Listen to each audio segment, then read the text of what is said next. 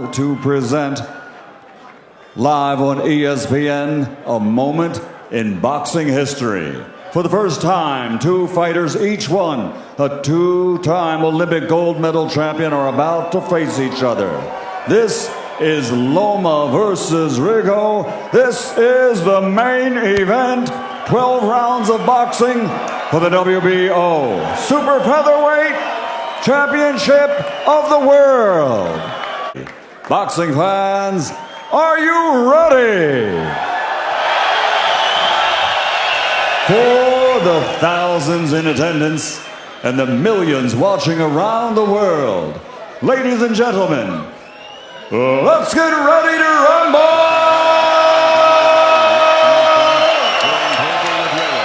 Official weight, 128.4 pounds. This two-time Olympic gold medal champion now has a perfect professional record. 17 fights, 17 victories, including 11 big wins by knockout. Originally from Cuba, but now living, training, and fighting out of Miami, Florida, USA, the undefeated challenger, the super bantamweight champion of the world, Guillermo Rigondeaux. And across the ring, fighting out of the red corner, wearing blue with yellow, officially weighing in at 129 pounds. Also, a two-time Olympic gold medal champion. And his record as a professional, 9 victories, including 7 wins by knockout and only 1 disputed loss. And he has captured 2 world titles. From Akkerman, Ukraine, the former featherweight world champion, the reigning, defending WBO Super Featherweight champion of the world, Vasyl Lomachenko! All right, tap it up, let's go to work. Much was made of coming up 2 weight divisions for Rigondeaux to take on Lomachenko. They weighed in again by way of a clause in the contract this morning to make sure there wasn't too much weight gain by Lomachenko. At 9 a.m., Lomachenko had breakfast. He came in at 137. Rigondeaux checked in at 130 this morning. 12 rounds for the 130-pound world championship.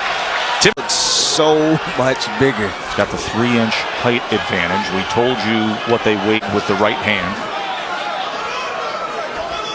Watch Lomachenko's jab. It is incredibly swift. Coming with a straight left hand down that time was Lomachenko, as Rigondeaux was caught in that defensive posture he's comfortable in. End of round 1 for the title. Rigondeaux looks sturdy, not fazed by all the movement that Lomachenko's doing. Looks like he's in total control. Lomo trying to get to the inside behind that jab. There's another moment there, and on what was assumed to be a break, he connected. He's a well-oiled machine. He can fight anywhere. He knows every area of the ring, inside, outside, you name it. And that has a lot to do with the footwork that came about with a unique find by his father when he was a kid. He took him away from boxing for a little bit, Mark. When he was 6'7", I would say the best footwork in boxing. So he took traditional Ukrainian dance classes, and Timmy, you love Loma's footwork. Oh, distance. Look at the grasping behind the neck by Rigondeaux right there, as I think Steve Willis is going to have to take control of things here at the conclusion of round number 2. Holding behind the neck now by Rigondeaux as he tries to fire off the left uppercut.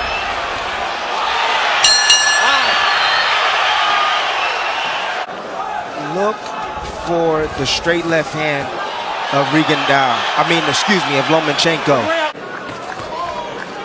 There are moments when you watch Lomo and you see what he's able to do with his hands at short range. Stick string, catching quarters in midair. He's trained for dexterity, both physical and mental. Oh, his facial expression, the way he's reacting. You know, there's nothing that he can do right now besides hold to keep Lomachenko off of him. Tripling up, a right uppercut is the champ. Lomachenko is at his best. He doesn't look like any other fighter. He has what Pacquiao had, what Ali had. Looks like Lomachenko. He's a little bit of the best parts, the most sensational parts, the most entertaining parts of some of the all-time greats. But to your point, we haven't seen it before. With pressure, he saw how his man reacted. He dropped right in front of him, and he split his guard with the uppercut. Just the fact to throw a triple uppercut alone, that is Vasyl Lomachenko. What we see. You know, it's interesting because we've talked about that for months, since the time that he accepted his fight. You can't take this fight without knowing that you're going to have to take risks, Mark.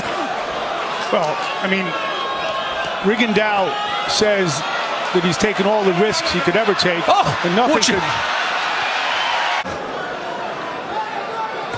Look at this. This is moments ago. Watch him, get him in a defensive posture, know that he's got him pinned, and say, you know what, I'm just going to turn right around you in the middle of a championship fight. Lomachenko haven't even turned it up yet. Midway point, just watch, just watch. Angles, speed. I've never seen anybody play with Rigondeaux the way he's playing with Rigondeaux. Base, final minute of round 4, goes back to the uppercut, then switches it up with the left hand as well. Comes to the inside, gets a little work in the kitchen. Rigondeaux landed a nice short uppercut in that exchange. How about the body punch with the right hand? Now to the inside, the uppercut with the left hand as Rigo goes to the belt line. Tim, is this Rigo getting old, or is he just outclassed? Outclassed at the very moment, but there's time still left, everybody. That's why I love boxing. You always have a chance. It's just a whole lot of clinching. Rigo now inviting him forward, often trying to set traps, but not able to deliver.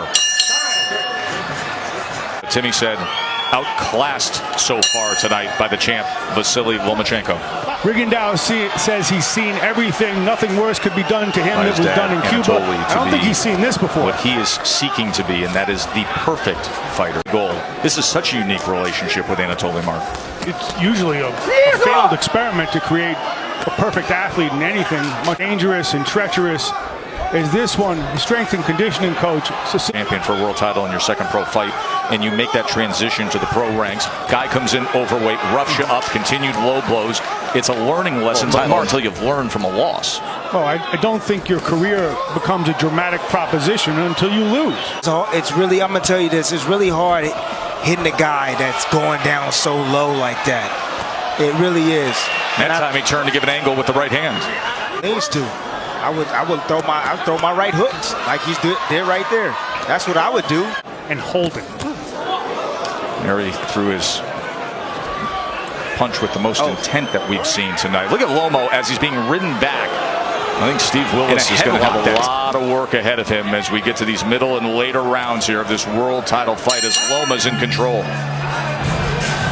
I'll show you what happened after the bell at the end of the last round. And this thing is getting chippy. And watch this. This is well after the bell here.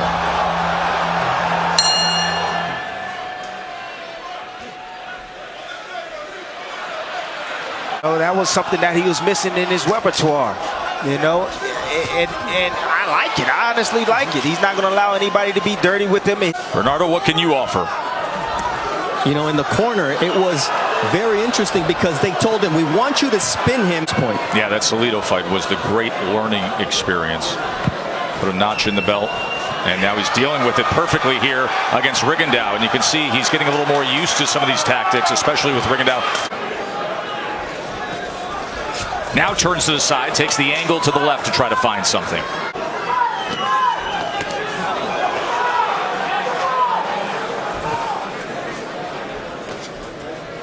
Guy who was once a hero to countrymen, and then Fidel Castro called a traitor as he deep into the autumn of his career, he is finding the most skilled fighter in the world opposite him. Another combination from Loma, and Loma once again looks over at Willis. As we come to the end of round number 6 here. Going on in the corner of Rigondeaux here in between. between the 6th and 7th round as they're looking at the tape. That's it. He is saying, I don't want any more. Gosh. Are you kidding me? The undefeated number 7 pound-for-pound fighter is not coming out to continue against Loma. Beaten down, hopeless, without an answer, and Lomachenko has made Rigondeaux quit.